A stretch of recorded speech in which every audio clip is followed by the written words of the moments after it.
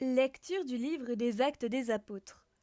En ces jours-là, l'Église était en paix, dans toute la Judée, la Galilée et la Samarie. Elle se construisait et elle marchait dans la crainte du Seigneur. Réconfortée par l'Esprit Saint, elle se multipliait. Or, il arriva que Pierre, parcourant tout le pays, se rendit aussi chez les fidèles qui habitaient Lod. Il y trouva un homme du nom d'Énéas, alité depuis 8 ans parce qu'il était paralysé. Pierre lui dit: Énéas, Jésus-Christ te guérit. Lève-toi et fais ton lit toi-même. Et aussitôt il se leva. Alors tous les habitants de Lod et de la plaine de Saron purent le voir, et ils se convertirent en se tournant vers le Seigneur. Il y avait aussi à Jaffa une femme disciple du Seigneur nommée Tabitha, ce qui se traduit Dorcas, c'est-à-dire gazelle. Elle était riche des bonnes œuvres et des aumônes qu'elle faisait.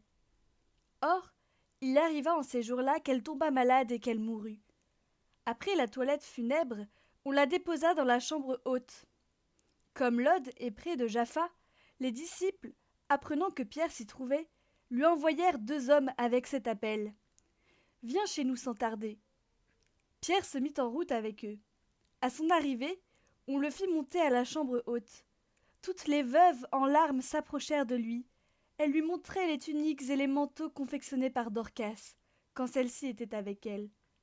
Pierre mit tout le monde dehors. Il se mit à genoux et pria. Puis il se tourna vers le corps et il dit: Tabitha, lève-toi. Elle ouvrit les yeux et, voyant Pierre, elle se redressa et s'assit. Pierre, lui donnant la main, la fit lever. Puis il appela les fidèles et les veuves et la leur présenta vivante. La chose fut connue dans toute la ville de Jaffa, et beaucoup crurent au Seigneur.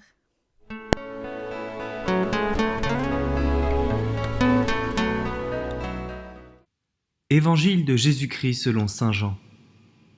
En ce temps-là, Jésus avait donné un enseignement dans la synagogue de Capharnaüm.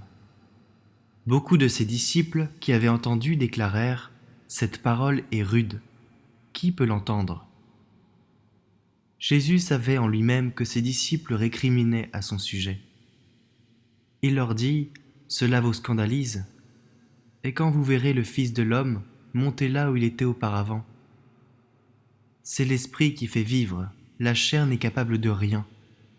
Les paroles que je vous ai dites sont esprit et elles sont vie. Mais il y en a parmi vous qui ne croient pas. Jésus savait en effet depuis le commencement quels étaient ceux qui ne croyaient pas et qui était celui qui le livrerait. Il ajouta: Voilà pourquoi je vous ai dit que personne ne peut venir à moi si cela ne lui est pas donné par le Père. À partir de ce moment, beaucoup de ses disciples s'en retournèrent et cessèrent de l'accompagner. Alors Jésus dit aux 12: Voulez-vous partir, vous aussi? Simon-Pierre lui répondit: Seigneur, à qui irions-nous? Tu as les paroles de la vie éternelle. Quant à nous, nous croyons, et nous savons que tu es le Saint de Dieu.